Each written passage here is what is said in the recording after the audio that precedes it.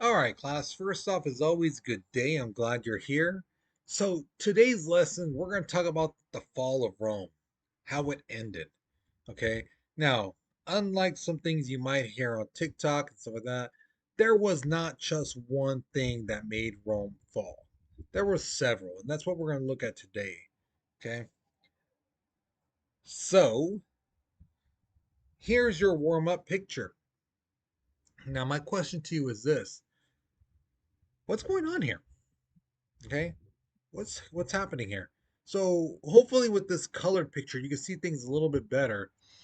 And tell me, why do you say that? When you say, "Oh, this is happening to Rome." Well, what proof do you have? What do you see here that shows you, "Oh, this is happening." Okay, so it's not that hard, pretty easy. But I'm just trying to get you guys into that explanation and using proof that from what's given to you. Okay.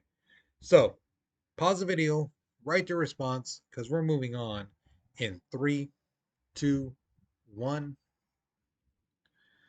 So the emperors near the end of Rome, you know, really knew, hey, we need to keep our citizens entertained. Um, these guys, if they really realize how bad things are, we're gonna have bad riots in our hands and things like that. So the first thing that they would do is tell people, "Hey, go to the Circus Maximus." This is where they had the chariot races. So if you remember from the last lesson, your warm-up picture, they would have those races, you know, and that stadium could hold about 100,000 people. Now, another thing people could do, they could go to a theater and watch a dramatic play, a comedy, a historical retelling of a story. Okay. Now, if neither of those things sounded fascinating, the last one usually worked, which was the Roman Colosseum. They would have gladiator fights there. Okay. Now, if you look at the top picture, that's how it looks now. Okay. Um, and if you look at the very kind of where that entranceway is, you see that little kind of beige area. That's where the original sand was, where the gladiators would come and fight and things like that. And as you can see underneath, that's the walkways where the gladiators would get ready. They would have the lions and tigers ready, you know. So yeah, it was pretty interesting how they got everything together. And on top of that, they would even have water battles. Yeah, they would fill up water inside the Colosseum and have actual boats floating, and they would recreate battle scenes that happen, you know. And here's the best part. Remember I told you how there's that underneath part where the gladiators would be and the animals and stuff like that? Water wouldn't go through down. The water wouldn't get down to that bottom part. It was like airtight in a sense, you know. Now a student asked me in class, so when they did a battle scene like with the boats, the next day did they have like gladiator fights? Gladiator fights? Like no. They would um take some time, get the boats out, drain the water, things like that. Um, and then maybe like a week later, hey, we're gonna have gladiator fights again and things like that. So it wasn't like the next day. It was took some time, but yeah, okay. Now, Emperor Diocletian and Constantine tried to enlarge two big industries, the military and civil service. But here's the problem: they didn't have money, so they needed a way to get money. Now, thing is, the population was starting to dwindle, start to go down. Now, why would the population dwindle? Well, people were dying, soldiers, um, old people were dying. The families in Rome weren't having 8 kids anymore; they were only having like two or three. You know, so because of that, the population was going down. That means they can't tax people anymore. The numbers, how much money they were getting, is starting to go down. So what they would do um, was like, okay, let's look at other things. So instead of gold, silver, how about let's make like copper coins, you know? And as you guys know, gold and silver is up here, copper is down here. It's not as valuable. So their money started to become worthless. So what they decided to do too was um, to ensure that they got money from taxes, they basically told people, whatever job your dad did or is doing, that's going to be your job. So let's say your dad is a barber, you would then be a barber. If your dad was a blacksmith, you would be a blacksmith. If your mom, um, was like a cook or a servant, that's what you would do if you were a girl. Okay. So they just wanted to make sure that the job was passed down through hereditary. Okay. Now, did this work? Yeah, temporarily it did work. But thing is, by the time the last emperor was around, this was not working anymore, and he had to try to think of a new way, but it wasn't going to work. So this next sentence, I got to be careful because the thing is, I tried to explain it in class, and some people took it the wrong way. After the death of Marcus Aurelius, Rome started to go into a decline.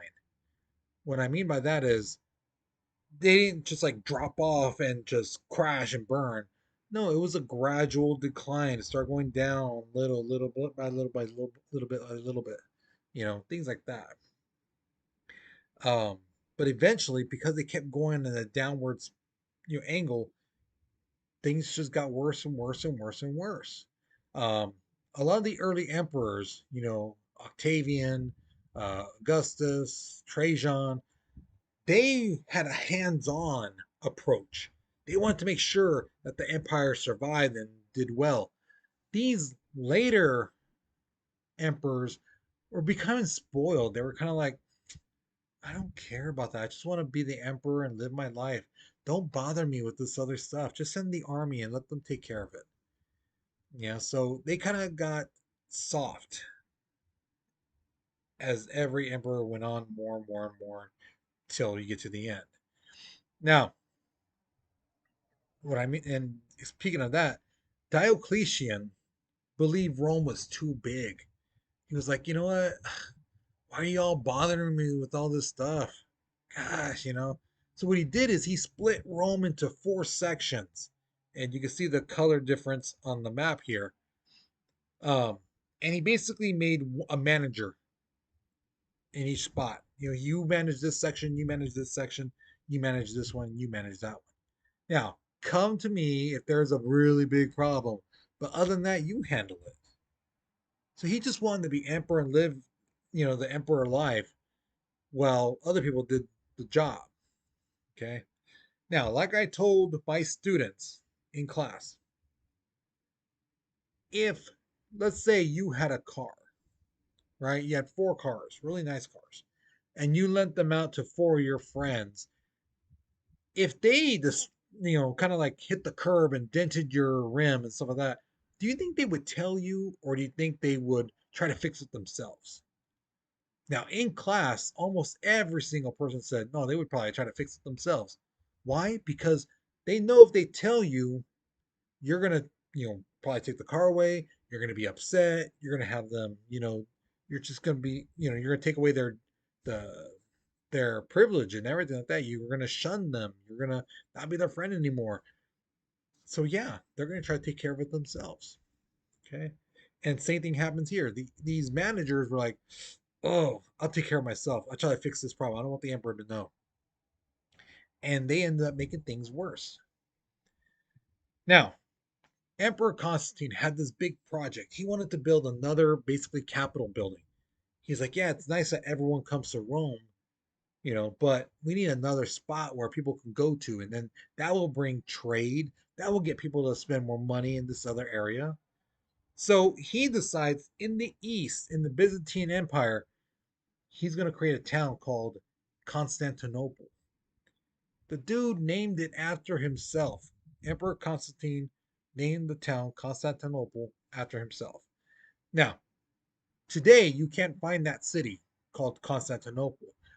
but they changed the name to Istanbul, and it's in the country of Turkey. Okay, so here's another thing too: Christianity started to change Rome, and it was one of the reasons why it fell. Excuse me. Christianity, it basically starts now really to appeal to everybody, but mainly the poor and the powerless. Because remember, the Roman belief was you had to please the gods, you know, and it wasn't just one god you needed to please, it was several. Uh, Whereas Christianity promised eternal life, paradise. And it didn't matter if you were rich, poor, if you who's your daddy was, and where if you're at this level or down here in the gutter. And on top of that, it didn't matter if you were a male or female. Whereas in the Roman, yeah, it mattered, because like girls couldn't fight, but if you pleased the god Ares in fighting and dying in battle, you would be rewarded. You know. Now, thing is, Emperor Constantine, that guy you see in that statue right there, he becomes a Christian. Now, thing is, he wasn't baptized as at birth. He was basically on his deathbed, and he, um, you know, wanted to be baptized. So that's what happened. Okay. Now, 313 AD, the Edict of Milan is issued, and what that did is made it Christianity a tolerable religion, meaning no more crucifixions, no more feeding them to the lions, no more disgracing them, because now they are part of the Roman Empire. And lastly, this emperor, which I'm not gonna say his name because I always kill it, he made Christianity the official religion of Rome. Now the thing is, this wasn't, didn't last too long, because you're gonna see in the next slide, Rome is about to fall. So, in the west side of Rome, the German tribes, known as the barbarians, were putting pressure on them. Now, like I said in class, how did the Germans get this term barbarians? Where did that come from? Because the thing is, the Roman people, when they heard the German, tribes people talking, all they heard was bar, bar, bar, bar, bar, bar, bar, bar. So that's why they put barbarians, you know. And the German people were speaking their language, but to the Romans, that's all they heard was bar, bar, bar, bar. Okay. Now, to the east of Rome, the Huns were putting pressure on the east side of Rome. And the Huns are no joke. These guys are amazing horse riders, the cavalry. These guys could hunt on a horse with no problem, with their bows and arrows and stuff like that. They were amazing with it. Now, one of the German tribes called the Visigoths, they kind of started feeling pressure from the Huns too. So as the Huns were getting closer to the German tribes and Rome, they actually teamed up, and they fought the Huns together. Now, once the fighting stopped and the Huns went away, the Visigoths attacked Rome. You know, so they were side by side with their enemy, and as soon as the fighting stopped against another enemy, they attacked them.